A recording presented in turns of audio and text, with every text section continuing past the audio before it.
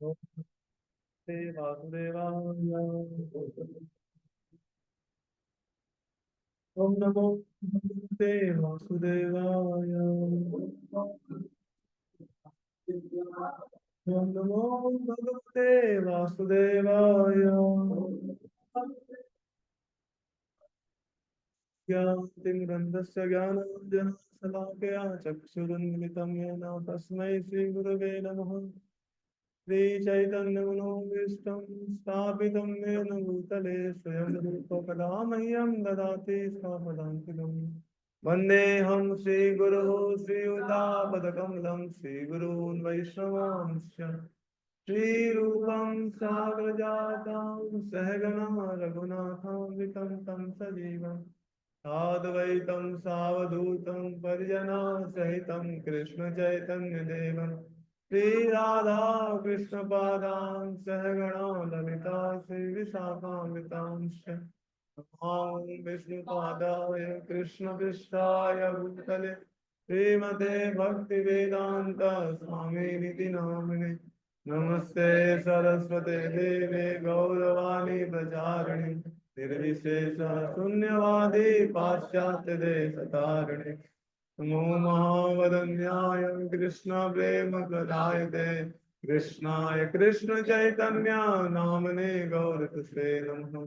हे कृष्णा करुणा सिंधु दीनबंधो जगतपते गोपेश गोपिका कांता श्री राधा कांता नमस्ते। तप्त कांचन गौरांगी श्री राधे वृंदावनेश्वरी विश्वभानुसुते देवी प्रणमामि हरिप्रिये। वाञ्छाकल्पतरुभ्यश्च कृपा सिन्धुभ्येव च पतितानां पावनेभ्यो वैष्णवेभ्यो नमः। जय श्री कृष्ण चैतन्य प्रभु नित्यानंद श्री अद्वैत गदाधर शिवासादि गौर भक्त वृंद। हरे कृष्णा कृष्णा कृष्णा हरे हरे हरे राम राम राम हरे हरे। हरे कृष्णा। आप सभी का स्वागत है आज के गीता की क्लास में। आज हम लोग डिस्कस करेंगे तीसरे अध्याय का 39वां श्लोक। तो जिसके पास पूछ सकते हैं।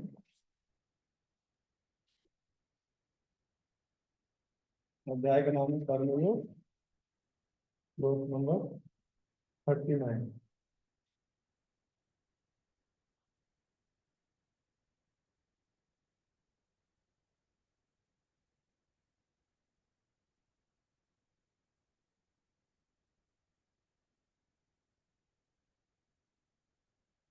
आवृतं ज्ञानमेतेन ज्ञानिनो नित्यवैरिणा कामरूपेण कौन्तेय दुष्पूरेणान्येन च। आवृतं ज्ञानमेतेन ज्ञानिनो नित्यवैरिणा कामरूपेण कौन्तेय दुष्पूरेणाननेन च। आवृतं ज्ञानमेतेन ज्ञानिनो नित्यवैरिणा कामरूपेण कौन्तेय दुष्पूरेणाननेन च। अनुवाद। इस प्रकार ज्ञान में जीवात्मा की शुद्ध चेतना उसके काम रूपी नित्य शत्रु के से ढकी रहती है, जो कभी भी पुष्ट नहीं होता और अग्नि के समान जलता रहता है। इसका छोटा तात्पर्य है, पढ़ देता हूं। मनुस्मृति में कहा गया है कि कितना भी विषय भोग क्यों न किया जाए, काम की तृप्ति नहीं होती। जिस प्रकार की निरंतर ईंधन डालने से अग्नि कभी नहीं बुझती, भौतिक जगत में समस्त कार्यकलापों का केंद्र बिंदु मैथुन काम सुख है। अतः इस जगत को मैथुन आगार या विषयी जीवन की हथकड़ियां कहा गया है। एक सामान्य बंदीगृह में अपराधियों को छड़ों के भीतर रखा जाता है। इसी प्रकार जो अपराधी भगवान के नियमों की अवज्ञा करते हैं वो महत्वपूर्ण जीवन द्वारा बंदी बनाए जाते हैं। इंद्रिय तृप्ति के आधार पर भौतिक सभ्यता की प्रगति का अर्थ है इस जगत में जीवात्मा की बंधन अवधि को बढ़ाना। अतः यह काम अज्ञान का प्रतीक है जिसके द्वारा जीवात्मा को इस संसार में रखा गया है। इंद्र तृप्ति का भोग करते समय हो सकता है कि कुछ प्रसन्नता की अनुभूति हो, किंतु यह प्रसन्नता की अनुभूति ही इंद्रिय भोक्ता का चरम शत्रु है। हरे कृष्ण। तो सर्वप्रथम सही दर्शनों से प्रार्थना करते हैं कि वो हमको आशीर्वाद दें कि हम कुछ बोल सके, तो इसलिए जो राधेश्याम जी लिखे गीता के बारे में बोल सके हम। हरे कृष्ण। तो ये जो सेक्शन चल रहा है काम का, बहुत ही भगवान इसको एक श्लोक हुआ, दूसरा, तीसरा, ये चौथा श्लोक भगवान बोल रहे हैं इसको बहुत डिटेल में। इसमें देखेंगे कि ये श्लोक में आता है चार। चार मतलब कि जैसे मैंने कल बताया कि पहले तो अर्जुन पूछता है कि स्वधर्म में मतलब मैं लगना चाहता हूँ लेकिन फिर भी कुछ बल है, बल नियोजित बल के द्वारा मुझे पाप कृत्य में लगना पड़ता है। वो क्या है? तो भगवान बोलते हैं वो काम है। काम की वजह से आप अपने स्वधर्म का पालन नहीं कर पा रहे हैं, है ना। और ये काम है क्या? ये परिणित होता है क्रोध में। यही काम क्रोध में परिणित होता है। तो काम का एक बहुत विशेष गुण है कि वो किसी का रूप धर सकता है। जैसे अर्जुन है, अर्जुन को अब देखेंगे कि अर्जुन को काम कैसे ग्रसित कर सकता है। अर्जुन तो बहुत महान भक्त है, और आपने देखा उर्वशी के साथ जो आता है वो लीला, कैसे जब उर्वशी उनको प्रपोजल देती हैं तो अर्जुन उनको मना कर देते हैं। इसका मतलब क्या है? अर्जुन उस स्टेज से काफी ऊपर थे, तो ऐसा अर्जुन क्यों पूछ रहे हैं भगवान से, और भगवान क्यों इतने डिटेल में बता रहे हैं? एक्चुअली क्या है कि जो काम है वो किसी का रूप परिणित हो सकता है। तो अर्जुन के जीवन में वो जो काम है वो मोह का रूप धारण लिया है। अभी वो मोह के कारण उतना सदर्भ नहीं कर पा रहे हैं, इसीलिए भगवान बहुत डिटेल में उसको बता रहे हैं और बहुत ही कंसर्न होके, है ना।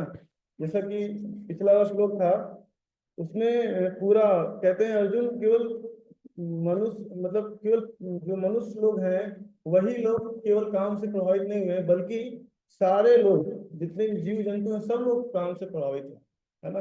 तो कल 3 डिग्री बताया था कि सब लोग प्रभावित है, लेकिन तो डिग्री अलग अलग है ना। कोई मीडियम लेवल पे है, कोई बहुत ज्यादा डीप लेवल पे है। तो कल जैसे एग्जाम्पल दिया भगवान ने अग्नि का और दर्पण का, और इस एग्जाम्पल है गर्भ का। कैसे जो अग्नि है वो धुएं से ढकी रहती है ना। और दूसरा जो जो दर्पण है वो धूल से ढका होता है, और जो गर्भ है वो जरायु से ढका होता है। तो ये अलग अलग डिग्री दिया गया है काम का, कैसे सारे जीव से प्रभावित रहते हैं। तो हमने इसमें देखा कि जो पहला है, जो अग्नि धूल से ढकी हुई, धुएं से ढकी हुई है, वो मनुष्यों की चेतना है। तो वो क्या है, एक लेवल तक उसको हम लोग अगर अग्नि में फूंक मारे तो अग्नि प्रज्वलित हो सकती है, और उसका जो स्वरूप है, जिसका कार्य है, वो वापस आ सकता है ना, बहुत इजीली। जैसे गांव में देखते हैं फूकनी होता है, लोग फूकते हैं, जो माताएं फूकती हैं, तो आग मतलब जल जाता है और खाना पक जाता है ना।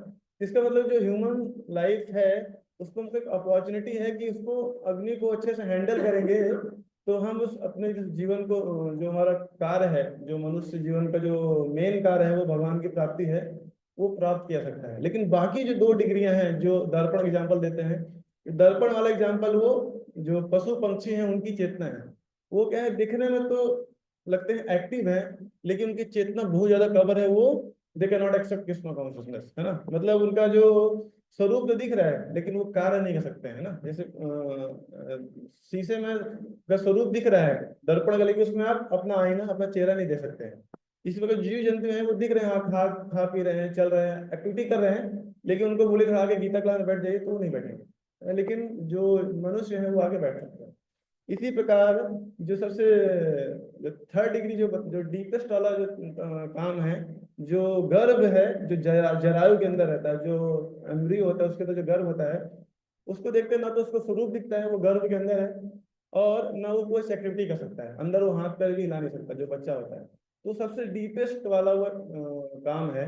और वो जो काम है उसमें कहते हैं कि ना तो वो अपना एक्टिविटी कर सकता है, और ना हो वो उसका उसको देख सकते हैं क्योंकि गर्भ के अंदर है। तो ये पेड़ पौधों को बताया गया है कि उनका जो डीपेस्ट, वो देखिए खड़े रहते हैं जगह, उसको कोई एक्टिविटी नहीं है, कुछ नहीं कर सकते, उनको आप काटोगे तब भी कुछ बोलेंगे नहीं, है ना।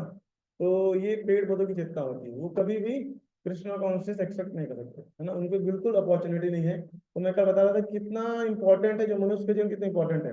84 लाख योनियां हैं, उसमें 4 लाख योनियां मनुष्य की हैं, 80 लाख योनियां जीव जंतुओं की हैं, अलग अलग जलचर हैं, थलचर हैं, उनकी हैं। तो केवल मनुष्यों के जीवन में उनको मौका मिलता है भक्ति प्रैक्टिस करने का, क्योंकि जो चिंगारी है, जो हमारे हृदय में भक्ति की चिंगारी है, उसका प्रॉपरली उनको फैन किया जाए भक्तों में संग में आके, और जो उसके अनुकूल वातावरण है, तो वो जो चिंगारी वो अग्नि का रूप ले सकती है। और हम लोग जो क्या कहते हैं भक्ति है, वो एक बहुत बड़ा अग्नि का रूप लेके हम लोग अपने जो काम को जला सकते हैं और भगवान को प्राप्त कर सकते हैं, ये हमको मौका मिला है। लेकिन अगर आपने ये मनुष्य के जीवन को व्यर्थ कर दिया, तो जैसे बताया कि 60-70 साल के जीवन होता है, उसमें 2-3 साल ही हमको मिलता है भक्ति करने का, बाकी टाइम हम लोग व्यर्थ में चला जाता है। जैसे प्रहलाद महाराज ने बताया कि टाइम मैनेजमेंट का कुछ मैं कल बता रहा था कि जो श्लोक है, कैसे हमको 3-4 साल ही मिलते हैं प्रॉपरली भक्ति करने के, बाकी टाइम हम लोग सोने में, खाने पीने में, या बचपना निकल जाता है, बूढ़े में तो समय निकल जाता है, बस हमको 3-4 साल ही मिलते हैं भक्ति के। लेकिन अगर उसको भी हम लोग अच्छे से नहीं करेंगे, तो अगला जन्म हो सकता है हमको मनुष्य का ना मिले, तो वो बहुत ही फियरफुल सिचुएशन है, बहुत ही डेंजरस सिचुएशन है वो, अगर अगला जन्म मनुष्य को नहीं मिला तो। क्योंकि अगर आप बाई चांस अगला जन्म आप पशु योनि में चले गए, तो आपको 80 लाख योनियों से फिर से गुजरना पड़ेगा, उसमें कितने साल लग जाएंगे पता नहीं, क्योंकि उनकी जो योनि है वो क्या है, भोग योनि है, वो अपने आप को एलिवेट नहीं कर सकते, उनका एक सिस्टम दिया गया है कि भाई इसके बाद आपको ये जन्म मिलेगा, इसके बाद ये जन्म मिलेगा, इसके बाद ये, इतने सारे जन्मों के बाद एक मनुष्य का शरीर मिलेगा। तो ये तो मैं बताया कितना रेयर है ह्यूमन फॉर्म ऑफ लाइफ, तो उसको हमको प्रॉपरली विथ डिटर्मिनेशन हमको उसको अच्छे से यूटिलाइज करना है ना। तो मैं बताया कि जो जो हमारा फेवरेबल एटमॉस्फेयर है, वो भक्तों के संग में आके, जो बड़ी अग्नि है उसके पास, जो चिंगारी है, अगर अग्नि के पास रहेगी तो वो प्रज्वलित रहेगी, लेकिन अगर आग से एक चिंगारी बाहर निकल गई तो बहुत जल्दी बुझ जाएगी। इसलिए मैं बताया कि जो भक्त लोग भक्तों के संग से बहुत दूर चले जाते हैं, उनके जो हृदय में थोड़ी बहुत जो भक्ति जगी है वो भी नष्ट हो जाती है। इसी प्रकार हमको चाहिए कि जो बड़ी अग्नि है, जहाँ भक्ति का अनुकूल वातावरण है, उसके पास रहना, उनके साथ रहना, तभी क्या होगा, जो हमारे हृदय में अग्नि है वो बड़ा रूप ले लेगी, जो भगवान की सेवा है वो हमारे निखर के आएगी, जो हमारा सुसुप्त प्रेम है भगवान को निखर के आएगा। जैसा भक्तिनाथ ठाकुर भी बोलते हैं, कोई जो जीवात्मा होता है वो कवर्ड हुआ है, यहाँ भगवान ही बोलते हैं आवृतम, हालांकि जीवात्मा प्योर है, लेकिन वो अभी कवरिंग हो गया। जैसे कोई व्यक्ति है, उसके आंख में पट्टी बांध दिया जाए, उसको कुछ नहीं दिखेगा, है ना, कुछ भी नहीं सोच सकता वो, मतलब कुछ भी उसको बोलेगा यहाँ वहां चले जाओ, तो वहां भी नहीं, मतलब एक 100 मीटर भी डिस्टेंस कवर नहीं कर पाएगा वो। इसी प्रकार जो जीवात्मा है वो हालांकि प्योर है, लेकिन उसके ऊपर काम की पट्टी बांध दी गई है, तभी क्या वो विकृत रूप हो जाता है। तो वही जो काम है, वही जो उसका प्रेम है, वही काम में विकृत हो जाता है। जैसे दूध कर्ण में परिवर्तित हो जाता है, इसी प्रकार जो प्रेम उसका है, जो भगवान के प्रति प्रेम है, वही प्रेम उसका काम के रूप में परिवर्तित होकर विकृत हो जाता है। तो भक्ति ठाकुर बताते हैं कि जो अविद्या है वही काम है ना। देखिए हम लोग इस संसार में क्यों आते हैं, अविद्या लेके, क्योंकि हम लोग भूल जाते हैं अपना जो संबंध है भगवान से, इसीलिए हम इस संसार में आते हैं और अलग अलग प्रकार का दुख झेलते हैं। तो जो अविद्या है वही काम है एक्चुअली, ये भक्ति ठाकुर अपने कमेंट में बोलते हैं, जो अविद्या है कि हमारा संबंध जो भगवान से भूल जाते हैं, और खुद भगवान को सेंसेस को सेटिस्फाई करने की जगह हम अपने इंद्रियों को सेटिस्फाई करने में लग जाते हैं। तो जिस इंटेंसिटी से हम लोग भगवान के इंद्रियों को सेटिस्फाई करने का प्रयास करना चाहिए, हम लोग उसी इंटेंसिटी से अपने सेंसेस को सेटिस्फाई करने में लग जाते हैं। तो कहते हैं जो काम की इंटेंसिटी हो, जो प्रेम की इंटेंसिटी है भगवत प्रेम की, वही इंटेंसिटी काम की होती है, इसीलिए उसको बोलते हैं महासनो, बहुत ज्यादा डीप है वो महासनो, मतलब कितना भी उसको आप देंगे लेकिन कभी संतुष्ट नहीं होगा, है ना। जैसे इस श्लोक में थोड़ा हम इस पे आते हैं, जो करंट श्लोक है, इसमें बताते हैं कि आवृतम ज्ञान में देना ज्ञानिनो नित्य वैरिणाम। इसमें ये जो श्लोक है, इसमें देखेंगे कि जो पिछले श्लोक से बहुत गहरा संबंध है ना। ये जो श्लोक है भगवान, क्योंकि इसमें देखिए वर्ड चा आ रहा है, चा चा मतलब कि भगवान बोले अभी और तुमको और डिटेल बताता हूँ, मतलब चा मतलब और तुमको इसको डिटेल बताता हूँ। तो पिछले श्लोक से इसमें बहुत गहरा संबंध है। इसमें दो चीज का वर्णन किया जा रहा है, एक तो ज्ञान की महिमा बता रहे हैं भगवान, ज्ञान की कितनी महिमा है, और दूसरा कि जो काम शत्रु है उसके 4 प्रकार क्या हैं, तो हम उसको देखेंगे अभी। तो यहाँ पे देखिए जो पिछला श्लोक है वो खत्म कहाँ हो रहा है, तेना तेन इदम अवृतम, है ना, आवृतम पे खत्म हो रहा है, और ये स्टार्ट हो रहा है आवृतम से स्टार्ट हो रहा है। तो ये यहाँ पे जो वर्ड आवृतम बहुत इंपॉर्टेंट है ना। यहाँ पे वो हमारे जो विश्वनाथ चक्रवर्ती ठाकुर उनके कमेंट्री में लिखते हैं कि जो आवृतम वर्ड है वो क्या है, कि जो ज्ञानी है, ज्ञानी, कोई बोलेगा कि भाई क्या बोले, आवृतम ज्ञान में देना, कि ज्ञान को ढक लेता है ना। तो किसके ज्ञान को ढक लेता है, कोई मूर्ख होगा उसके ज्ञान को ढकेगा, ज्ञानी को थोड़ी ढक पाएगा। तो भगवान नहीं, आदितम ज्ञान में इतना ज्ञानिनो, ज्ञानी लोग के ज्ञान को ढक लेता है। अरे मूर्ख तो छोड़ दो, जो बड़े बड़े ज्ञानी उनको ज्ञान को ढक लेता है, ये काम इतना पावरफुल है। और नित्य वैरिणाम, और उनका क्या है, नित्य वैरी बन जाते हैं। तो स्पेशली जो ज्ञानी है उनका ज्यादा शत्रु है। कहते हैं कितना भी ज्ञान जुटा लो आप, कितना भी पढ़ लो, लेकिन आवृतम वो आपके ज्ञान को ढक ही लेगा, इतना पावरफुल काम है। और काम रूपेणा कौन्तेय दुष्पूर्ण निलेन च, है ना। और कहते हैं जो काम है इसका एक रूप भी है, ऐसा नहीं कि एक कोई शक्ति है काम, कहते हैं ये रूप है इसका, अधिष्ठाता देव भी है, वो कामदेव इसको बोलते हैं, है ना। लोग देखिए स्वरूप से कितना आकर्षित होते हैं। कामदेव के पास 5 बाण है, तो पांचों बाणों से वो लोगों को मूर्छित करते हैं, है ना। तो पहला स्वरूप है, स्वरूप से वो लोगों को अट्रैक्ट कर लेते हैं, है ना। तो काम रूपेण उसका स्वरूप भी है। और कौन्तेय, कौन्तेय मतलब अब यहाँ पे देखते हैं भगवान जब भी अर्जुन को अलग अलग नाम से पुकारते हैं उसके पीछे एक मीनिंग होता है।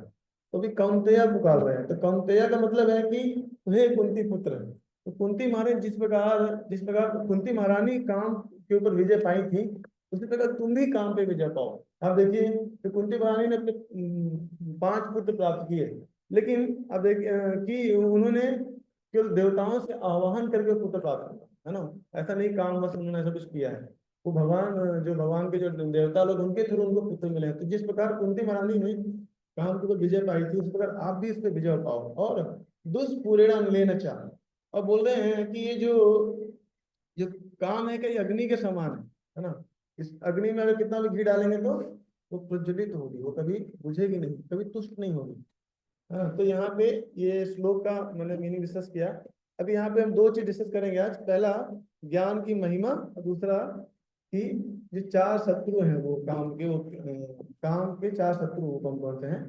तो पहला ज्ञान की महिमा डिस्कस करेंगे। जो पिछले श्लोक में भगवान एग्जाम्पल दे रहे हैं, एक तो अग्नि का, एक दर्पण का, और तीसरा गर्भ का।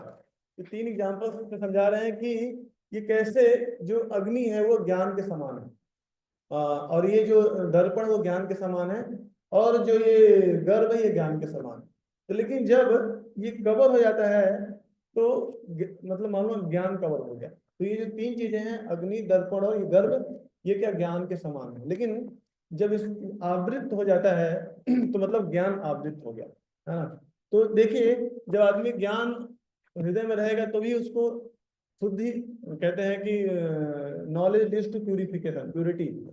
तो जब ज्ञान से ही शुद्धता मिलती है ना। ज्ञान, आदमी जब ज्ञानी, उसके हृदय में ज्ञान का प्रकाश होता है तभी वो शुद्धता की ओर बढ़ता है, बोलते हैं ना प्यूरिटी द फोर्स। इसके लिए ज्ञान बहुत इंपॉर्टेंट है। और दूसरा आनंद, ज्ञान से ही उसको आनंद की प्राप्ति होती है। ज्ञान से ही जब उसको प्राप्त होता है कि हाँ, इसको अष्टांग योगी होता है, वो जब समझ जाता है कि हाँ परमात्मा के बारे में जान जाएगा, उनका जो संबंध जान जाएगा, तो वो हृदय में वो समाधि के स्तर पर पहुंच जाता है ना। यम नियम आसन धारणा प्राणायाम धारणा ध्यान समाधि, तो ज्ञान में वो पूरा परिपूर्ण होके वो जिसका संबंध है भगवान से समझ जाता है, परमात्मा से, और निरंतर वो परमात्मा का दर्शन करता है वो, और वो पूर्ण में आनंद में रहता है। ऐसा वो हमेशा उस समाधि का स्टेज प्राप्त कर लेता है वो। तो कहते हैं ज्ञान से ही हमको आनंद प्राप्त होता है ना। और ज्ञान से ही हम अपने आप को समझ भी सकते हैं। जो ज्ञान है उसी से जैसे मैं इसका भी एग्जाम्पल लूंगा। जब तक आपके अंदर ज्ञान नहीं रहेगा, जैसे सूरज है, सूरज जैसे ही प्रकाश होता है सब कुछ दिखने लगता है अपने आप। जैसे ही हमारे हृदय में जो दिव्य ज्ञान प्रकाश होता है तो हम समझ पाएंगे कि भगवान कौन है, आत्मा कौन है। तो ज्ञान का इतना महत्व है। इसी प्रकार जो भगवान है पहले ज्ञान को एक अग्नि के रूप में बता रहे हैं कि ज्ञान अग्नि के समान है। लेकिन अगर देखिए अग्नि का सोर्स क्या है, सूरज है। जैसे ही सूरज निकलता है, कहते हैं इस संसार की सारी इम्प्योरिटी निकल जाती है। इसीलिए लोग अपना घर पूरब फेसिंग बनाते हैं ना, कि जैसे ही सूर्य निकलेंगे घर का जितना भी अपवित्र चीजें हैं या जो भी यहाँ पे कुछ गलत चीजें हैं सब दूर हो जाती है ना।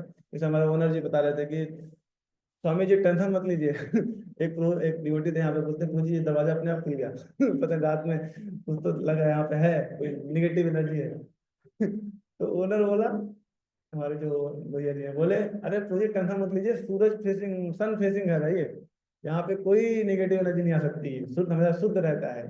तो मुझे याद आ गया अच्छा तो ज्ञान रिप्रेजेंट प्योरिटी है ना, जब ज्ञान से ही शुद्धता आती है। इवन देखिए जो कोई कहते हैं इस संसार में इतना लोग गड़बड़ करते हैं ना, मल मूत्र त्यागते हैं कितना कुछ, लेकिन सूरज सबको ऑब्जर्व कर लेता है और खुद कंटामिनेट नहीं होगा लेकिन सबको प्योर बना देगा। इसलिए ज्ञान बहुत इंपॉर्टेंट है प्योरिटी के लिए। इसलिए प्रभुपाद जी बोलते हैं एवरीडे रीड माय बुक्स, क्योंकि वो कृष्णा कॉन्शियस जो ज्ञान है वो, इसीलिए देखिए अभी अगला चैप्टर नॉलेज का ही आएगा। भगवान पहले बोले ज्ञान सीखो, तो ज्ञान के माध्यम से काम को विजय प्राप्त कर सकते हैं। अगला चैप्टर दिव्य ज्ञान आने वाला है। तो ज्ञान बहुत इंपॉर्टेंट है, नॉलेज जो कृष्णा कॉन्शियस नॉलेज है, जो भक्ति वाला पूर्ण नॉलेज है, बहुत इंपॉर्टेंट है। इसलिए भगवान गीता में बोलते हैं 7वें चैप्टर में 7वें अध्याय में कि तत् छोड़ो, मेरे बारे में सुनो, जब तुम मेरे बारे में जानोगे तभी तुम क्या होगा, तुम्हारा हृदय मेरे प्रति आसक्त हो पाएगा। इसलिए तो देखेंगे कृष्णा कॉन्शियस नॉलेज जब लोग सीखते हैं पढ़ते हैं तो क्या होता है, भगवान के बारे में जानेंगे तभी उनके प्रति हम लोग आसक्त हो पाएंगे। ऐसे ऐसे हरिनाम की महिमा हम लोग सुनते हैं, हरिनाम की महिमा, जब तक हरिनाम की महिमा नहीं सुनेंगे हरिनाम के प्रति आपकी रुचि नहीं आएगी, आसक्ति नहीं आएगी। इसीलिए हम लोग हरिनाम की महिमा सुनते हैं।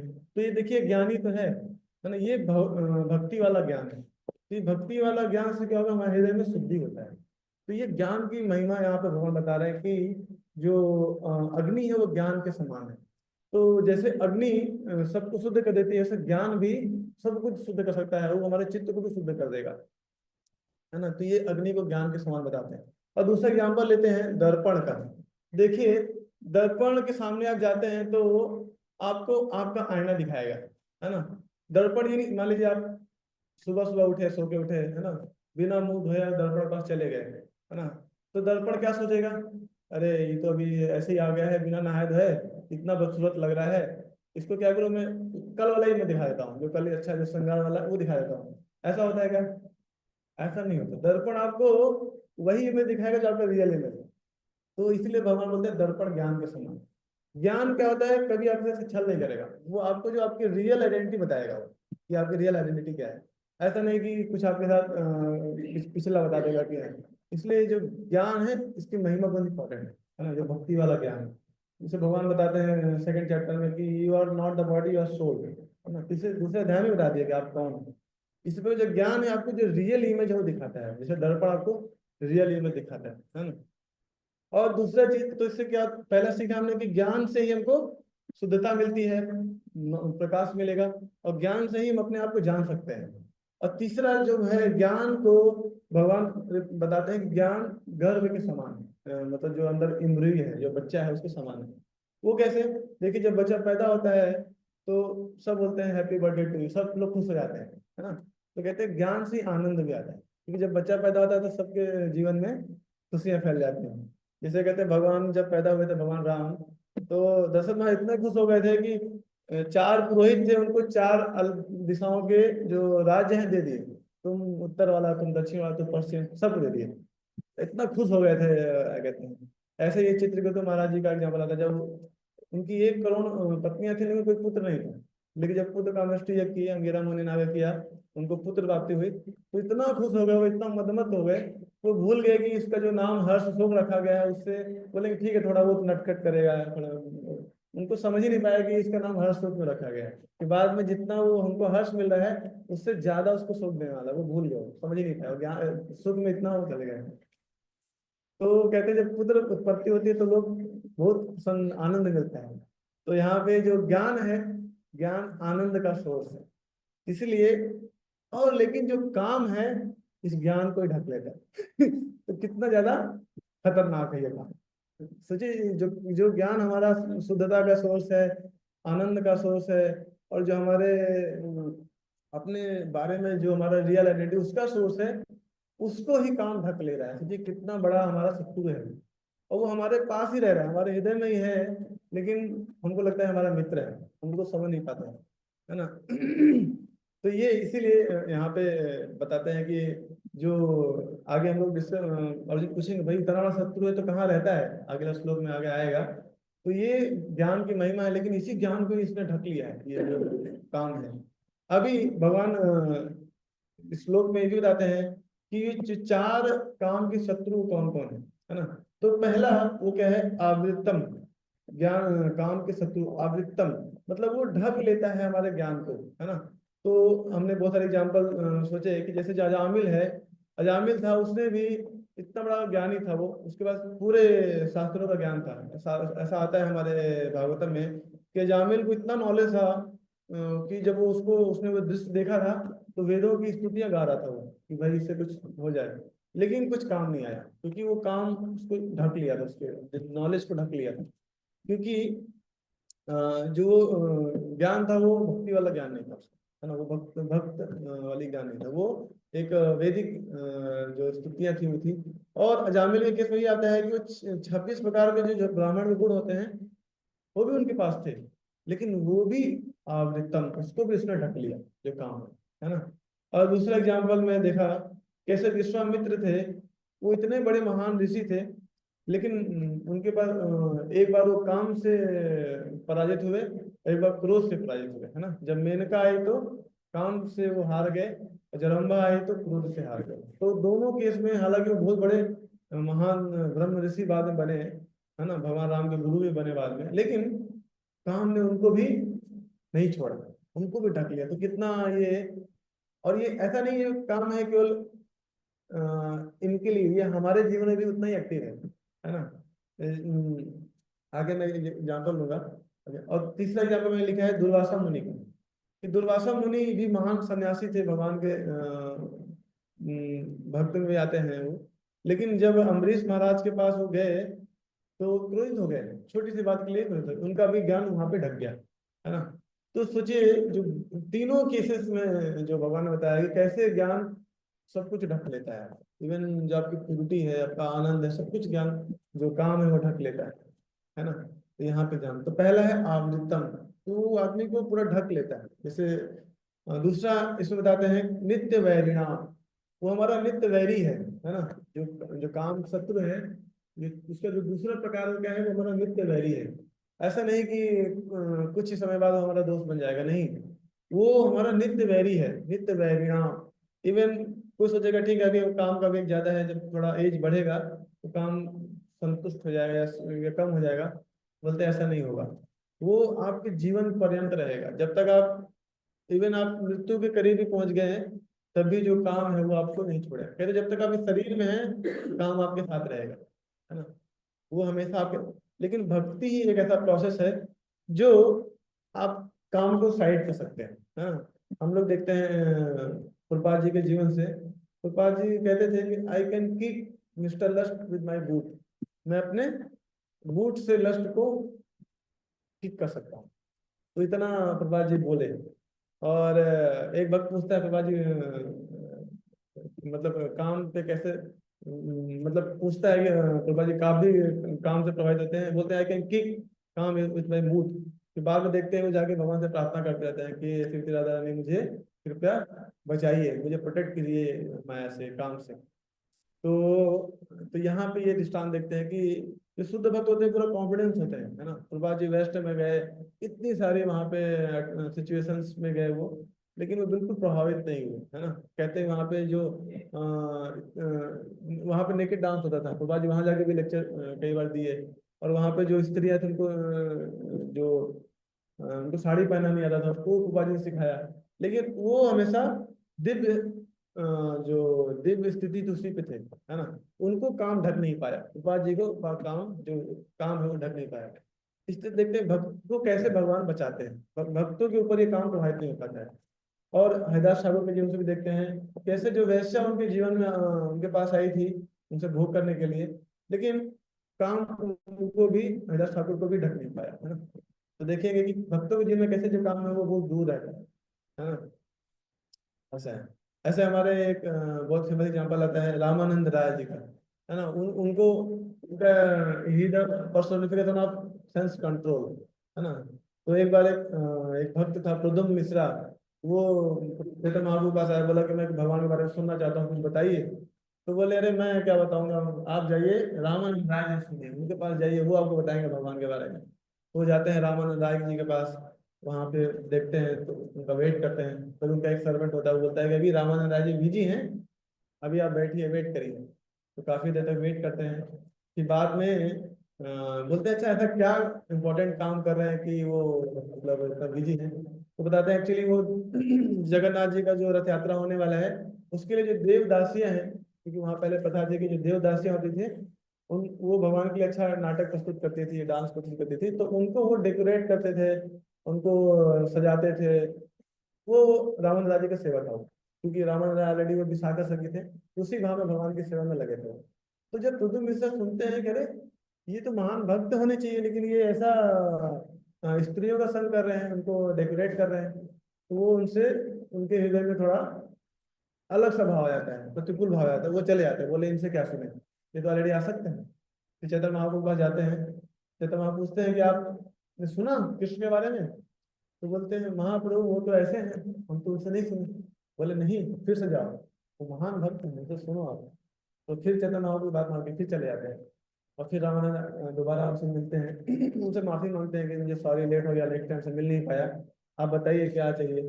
तो वो उनसे सुनते हैं भगवान के बारे में, और जो सुनते हैं तो वो पूरा एकदम मग्न हो जाते हैं, उनको समझ आता है कि इनकी स्थिति क्या है। तो चैतन्य महाप्रभु बोलते हैं कि if anybody try to imitate Ramanand Rai he will fall down. है ना, अगर कोई रावण राज्य को इमिटेट करने का प्रयास करेगा उसका पता नहीं आएगा, क्योंकि उनकी जो स्थिति है बहुत दिव्य है, उनको कोई इमिटेट नहीं कर सकता है ना, ऐसा करके तो यहाँ से देखते हैं, हालांकि जो ये काम है नित्य वैरी है ये ज्ञानियों का, लेकिन भक्तों के जीवन में उनका कोई प्रभाव निष्फल हो जाता है, निष्क्रिय हो जाता है। और तीसरा हमने देखा कि जो तीसरा प्रकार है वो क्या है, काम रूपेण। श्लोक में आता है काम रूपेण, तो तीसरा प्रकार काम का है काम रूपेण, कि जो काम है वो कोई शक्ति नहीं है, एक्चुअली एक पर्सन है, जिसको बोलते हैं काम देव, जिनकी जो पांच एरो है, उसके माध्यम से वो लोगों को मूर्छित करते हैं या लोगों को आकर्षित करते हैं काम रूपेण, है ना। तो इसमें जैसे पहला जो एरो है वो ड्यूटी है, ड्यूटी से लोगों को आकर्षित कर लेते हैं, है ना, वो उससे जो काम होने का पहला जो एरो है। इसमें मैं लेक्चर सुना था महाराज जी का, महाराज परम पूज्य राधाकांत महाराज, वो बोल रहे थे कि how now now days people are so attracted with beauty, है ना, इवन कॉकरोच भी सी कॉकरोच अट्रैक्टेड करता है है ना। कहते हैं जो कॉकरोच है उसके सामने अगर इस साल की जो मिस यूनिवर्स है उसको भी लाके खड़ी कर दिया जाए, तो उससे वो बोलेगा ये मॉन्स्टर, उसको भूत लगेगी, वो केवल सी कॉकरोच अट्रैक्ट रहेगा है ना। अगर मिस यूनिवर्स लाके खड़ी कर दिया उसके सामने, तो वो क्या सोचेगा, भागो भागो भाई, ये डेंजरस है। लेकिन अगर कोई सी कॉकरोच आएगी तो उसको फूल देगा वो, ऐसा हमारे बता रहे हैं। और कहते हैं कि लेकिन हमारे केस में अगर हम लोग को कॉकरोच दिख गया तो हम लोग भागते हैं, कॉकरोच कॉकरोच कॉकरोच, लेकिन हमारे सामने कोई मिस मिस आ गया तो हम उसको फूल देंगे ऐसा। तो कहते हैं ये भी रिलेटिव है ना, तो उसके लिए तो ये कोई रियल चीज नहीं है, ये भी क्या रिलेटिव है। काम रूपण ये क्या है, हृदय का एक क्योंकि आप अगर आपके ऊपर कॉकरोच का आवरण चढ़ गया है ना, आप भी जीवात्मा है, लेकिन आपके शरीर आपके ऊपर कॉकरोच का शरीर चढ़ा दिया गया, तो आप कॉकरोच अटैक हो गए। आपके ऊपर एक मनुष्य का शरीर चढ़ा दिया गया, मनुष्य अटैक हो रहा है। तो देखिए ये भी रिलेटिव है, काम रूपेण, है ना, ये भी रिलेटिव है, ऐसा नहीं कि ये रियल चीज है ना। तो ये देखते हैं जो तीसरा प्रकार है वो काम है, जो काम रूपेण। और चौथा बोलते हैं दुष्पूर्णा मैंने चाह, तो इसपे कहते हैं कि जो अनल मतलब अग्नि होती है, तो अग्नि में आप सोचेंगे थोड़ा घी डाल देंगे तो अग्नि बुझ जाएगी। जैसे हमारे जो ओशो की फिलॉसफी है, इस संभोग से समाधि, वो क्या है, एक नारद मुनि इसका खंडन करते हैं, जो कि ये जो फिलॉसफी है ये, क्योंकि ये आदि महाराज के सेक्शन में हमारे विश्व चरण में लिखते हैं कमेंट्री में कि जो अग्नि है उसमें अगर घी डालेंगे तो क्या बुझेगी, क्या वो प्रज्वलित और हो जाएगी। और तो कहते हैं कि जो हमारे ययाति महाराज जी थे, उनकी स्टोरी कैसे आती है कि एक्चुअली दो एक देवयानी होती है, शर्मिष्ठा होती है। देवयानी शुक्राचार्य की पुत्री होती है, और जो शर्मिष्ठा होती है वो राजा राजा की पुत्री होती है। दोनों एक बार जंगल में गई थी, कुछ स्नान करने गई थी, तभी दोनों स्नान कर रही थी, तभी वहां से भगवान शंकर आ रहे थे। तो दोनों जल्दी जल्दी से कपड़े पहन लिए, लेकिन कपड़ा इंटरचेंज हो गया। तो दोनों झगड़ा करने लगे, तुमने मेरा कपड़ा कैसे पहन लिया, मैं तो ब्राह्मणी हूँ, है ना, तुम क्षत्रिय हो, तुम नीच कुल हो, मेरा तुम कपड़ा कैसे पहन, ऐसा झगड़ा करने लगी। तो बाद में क्या हुआ, जो शर्मिष्ठा थी वो तो छतरानी थी, उसने क्या किया, देवयानी को उठा के कुएं में फेंक दिया और वो अपने चली गई। ऐसे करके वहां से फिर चिल्ला रही बचाओ बचाओ, कि वहां से आयती महाराज आ रहे थे जंगल से। तो आयती महाराज देखे वहां पे कोई स्त्री अंदर है, उसको उन्होंने वहां से निकाला, लेकिन उनकी सुंदरता से अट्रैक्ट हो गए, काम रूपेण, और उनसे विवाह हो गया उनका। लेकिन यहाँ पे देखेंगे कि जो देवयानी शांत नहीं हुई, वो बोली कि अ, विवाह तो हो गया, उसको रियायती महाराज राजा मिल गए, लेकिन वो क्या बोली कि शर्मिष्ठा से बदला लूंगी मैं। तो शर्मिष्ठा तो बोलती है कि ये मेरी दासी बनेगी, ये मेरी दासी बननी चाहिए, अपने पिताजी से बोलती है। तो पिताजी जाते हैं रियायती के पास, उसको जो राजा था उसके पास जाते हैं, उसको धमकाते हैं कि आपकी पुत्री ने मेरे पुत्री के प्रति अपराध किया है, उसका दंड है कि आपकी पुत्री मेरी पत्नी जो बेटी है उसकी दासी रहेगी जीवन भर। इस प्रकार जो शर्मिष्ठा होती है वो दासी बन जाती है। लेकिन यहाँ पे देखिए बाद में क्या हुआ, जो ययाति महाराज, हालांकि वो अट्रैक्ट हुए देवयानी से, बाद में शर्मिष्ठा से भी अट्रैक्ट हो जाते हैं। तो देखिए काम कितना ज्यादा डेंजरस है, दोनों से अट्रैक्ट हो जाते हैं और दोनों से पुत्र की उत्पत्ति होती है उनको। और फिर जब शुक्राचार्य को पता चलता है कि इसने ऐसा किया है, तो उनको श्राप दे देता है ययाति महाराज जी को कि तुम बूढ़े हो जाओ। अभी लेकिन उनके हृदय में इच्छा थी काम की, लेकिन वो बूढ़े हो गए, अभी वो कुछ कर नहीं सकते। तो यहाँ पे देखेंगे कि नित्य वैरी, मतलब यहाँ पे आदमी भी बूढ़ा हो जाता है, कैपेसिटी खत्म हो जाती है, लेकिन इच्छा उसे खत्म नहीं होती काम की, वो उसका नित्य वैरी रहता है। ऐसा नहीं कि आदमी बूढ़ा हो गया तो उसके हृदय से काम चला गया। वो हालांकि बूढ़े हो गए, लेकिन उनके अंदर इच्छा है अभी काम का, लेकिन उनका कैपेसिटी नहीं है, मतलब इच्छा है लेकिन कैपेसिटी नहीं है।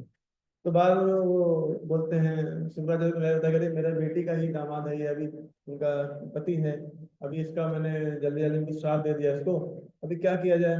तो उनसे बोलते हैं आपके पास सोल्यूशन है, अगर कोई व्यक्ति स्वेच्छा से आपको अपना यौवन देता है तो आप, तब सोचिए यातिमा इतने हद तक गिर गए कि अपने पुत्र से ही यौवन मांग रहे थे। उनका जो 4 पुत्र थे, वो बोल अपने पुत्र से बोले कि आप मुझे अपना यौवन दे दो ताकि मैं भोग कर सकूं अपने पुत्र से। तो काम यहाँ तक गिरा देता है, अपने पुत्र से उसका यौवन मांग रहा है, किसके लिए, भोग करने के लिए।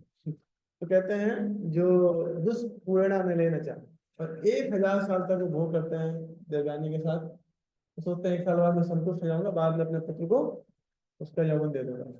लेकिन 1000 साल तक वो भोग किए, लेकिन फिर भी उनको संतुष्टि नहीं मिली। फिर बाद में बोलते हैं ना, जा तो काम आना, ऐसे श्लोक आता है कि भाई जो काम है वो, ये क्या है, महासनो है ये, महासनो मतलब कभी भी संतुष्ट नहीं किया जा सकता है इसको, ऐसा करके पूरा श्लोक आता है। इसको कोड भी करते हैं विष्णु चक्रधर ठाकुर अपने कमेंट्री में। तो ऐसा करके ये है। तो हमने यहाँ पे देखा कि कैसे जो ज्ञान का सोर्स आनंद है, प्योरिटी है और आइडेंटिटी है, उसको भी काम कवर कर लिया, लेकिन जो डिवोटी है उसको कवर नहीं कर पाया। और जो काम के 4 प्रकार हैं वो हमने देखा, काम रूपेण, है ना, और नित्य वैरिणा, आवृत्तम, और दुष्पूरेण अनेन च। उसके बहुत एग्जाम्पल दिए कैसे अलग अलग जो भक्त थे और जो लोग थे वो कैसे काम के अधीन बन गए। अब इसमें कंक्लूजन ये है कि तो काम क्या है, बहुत डेंजरस है। यही हमको भौतिक आध्यात्मिक संसार से इस भौतिक जगत में लेके आया है, ये काम ही है, जो भोग की इच्छा है। हम लोग जब आध्यात्मिक संसार में थे तो हमारे अंदर में भोग की इच्छा आई, और ये किसी का रूप धर सकता है। कभी क्रोध का रूप धर लेगा, कभी काम का रूप धर लेगा, कभी मोह का रूप धर लेगा, अलग अलग प्रकार से हमको वो करता है। तो देखेंगे प्रभुपाद जी बोलते हैं कि इस भौतिक संसार में हम लोग क्यों फंसे हैं, इस काम की वजह से ही फंसे हैं, गुनाहगार।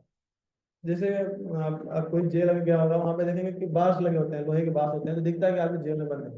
लेकिन ये संसार ऐसा संसार ऐसा जेल है कि इसमें दिखता ही नहीं बाहर है, ये मैथुन का जेल है। यहाँ पे सब एक दूसरे से में लगे हुए हैं, है ना, पता है कि, और बेटा बाप से आ सकता है, और ऐसे सब लोग एक दूसरे से अटैच, काम के यही काम ही है, वो अलग अलग रूप से धरा हुआ है ना। जैसे मैं एक लेक्चर सुन रहा था महाराज जी का, परम गौर कृष्ण महाराज जी का, वो बोलते हैं कि जो काम होता है वो ऐसा होता है, दो लोग के बीच में काम ऐसा होता है, जैसे जो क्लिफ होती है, क्लिफ, एक व्यक्ति छोड़ेगा लेकिन दूसरा नहीं छोड़ेगा। अगर ये मान लो छोड़े दे, मतलब छूटने का मतलब इम्पॉसिबल ही है ये। ऐसा ऐसा ऐसा ये कारागार बनाया गया है इसको, जब तक दोनों ने अरे बस आई थी, मेरे बेटा को उठाया क्यों नहीं? आवाज आ रहा है। बाद में चले जाएंगे ना, वो लिख करके दे देंगे अपन को। पता नहीं, मुझे जाओ तो फोन पागल हो तुम। पता नहीं।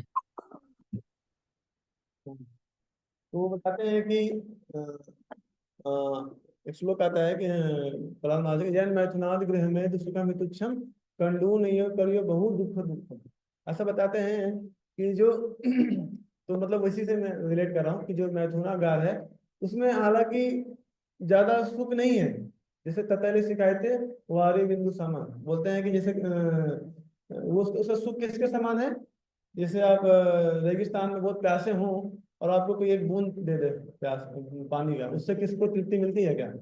उसको किसी को तृप्ति नहीं मिलेगी। तो बोलते हैं ये काम इसी प्रकार है, जो भौतिक संसार का जो हल्का जो प्रसन्नता मिलती है, जो सुख मिलता है, वो क्या है, तैतालीस शिकायतें वारी बिंदु समा सुत मित्र रमणी समाज, जो हम लोग आकर्षित होते हैं सुख से, मित्र से, रमणी से, है ना, मतलब पुत्र से, मित्रों से, और वो पत्नी से जो आसक्त होते हैं, सुख मित्र रमणी समाज, वो क्या है, तैतालीस शिकायतें वारी बिंदु समान, वे बिंदु के समान ही मात्र होता है, उसमें केवल मैक्सिमम दुखी होता है ना, बहुत दुख भाजा।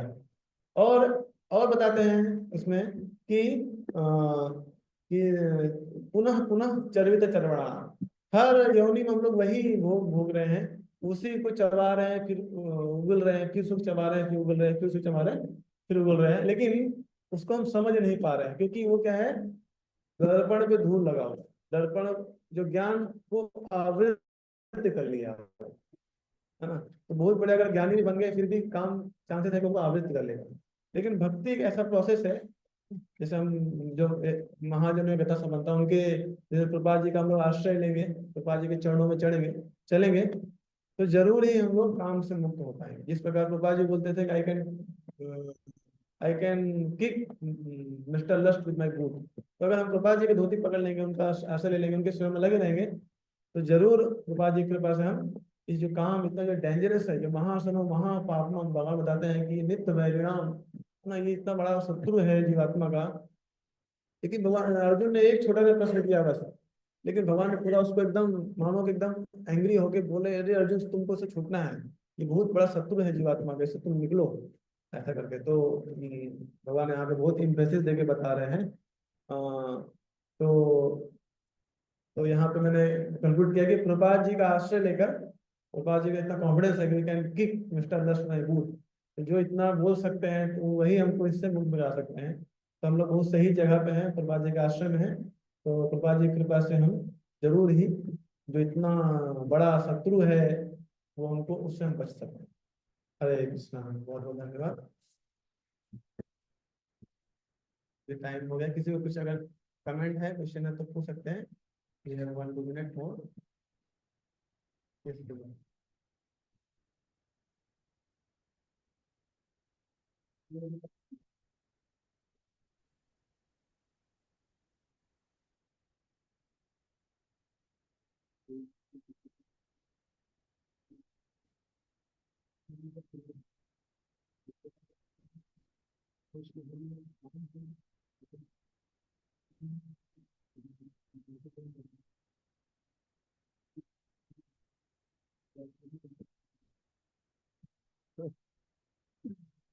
अच्छा, तो तुलसी जी का प्रश्न है कि कोई भक्त भगवान की, क्योंकि अलग अलग भक्त हैं, सबका अलग अलग मत होता है, सब अलग अलग तरीके से भगवान की सेवा करना चाहते हैं, तो अगर मैं किसी और प्रकार से सेवा करना चाहता हूँ, लेकिन कोई भक्त किसी और प्रकार से सेवा करना चाहता है, उसमें कुछ क्रोध आ गया, तो क्या वो उसका पृष्ठभूमि काम ही है या कुछ और है?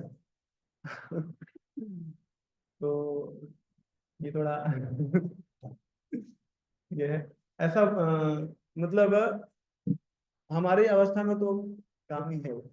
क्योंकि हमको ये समझना पड़ेगा कि भगवान देखिए भगवान के क्योंकि हर भक्त अलग है, एवरीबॉडी इज यूनिक, सब लोग भक्त अलग अलग हैं और सबके मनोभाव भी अलग है, सब भगवान को अलग अलग तरीके से सेवा कर सकते हैं, है ना? ऐसा जैसे मैंने एग्जांपल दिया कि जैसे वंशीधर बाबा जी महाराज थे, या आपके एक वो थे गौरीदास पंडित थे, उन्होंने चैतन्य महाप्रभु के ही डंडा लेकर खदेड़ दिया। कह रहे ये ऐसा करके तो सब भक्त का अलग अलग तरीका होता है सेवा करने का, हाँ। तो हमको ये समझना पड़ेगा कि ये भक्त इस रूप में भगवान की सेवा करना चाहता है, तो इसमें हमको क्रोधित नहीं होना है ना? अगर आपने कोई ईर्ष्या कर रहा है उसके प्रति आप हो गए क्रोधित, तो वो उसका पृथ्वी में काम नहीं है। लेकिन भगवान को कोई सेवा करना चाह रहा है तो आपको क्रोधित नहीं होना है, आप उसके सुपीरियर पर जाइए, पूछिए प्रभु जी ऐसा सेवा कर रहा है, मैं इसको देख नहीं पा रहा हूँ ठीक से, बताइए इसको कैसे समझा जाए। तो ये अगर ऐसा मनोभाव है तो अच्छा है, लेकिन आप खुद ही उस पर हो गए, क्रोधित हो गए, इसका मतलब कि थोड़ा उसमें प्रभाव है कि आप चाहते हैं कि मेरी तरह से काम हो, लेकिन ये किसी और तरीके से कर रहा है, तो इसमें मेरा कुछ ग्लोरी नहीं है, मेरा कोई नेम फेम नहीं मिलेगा, ये इसको ग्रेड मिल जाएगा। ये थोड़ा इसके बैकग्राउंड में ये हो सकता है। तो मेरा मत है कि इसमें तो उसका प्रभाव है काम का, जैसे हम लोग गुस्सा रहता है ऐसा नहीं। हरे कृष्ण। धन्यवाद। फिर प्रभात की जय।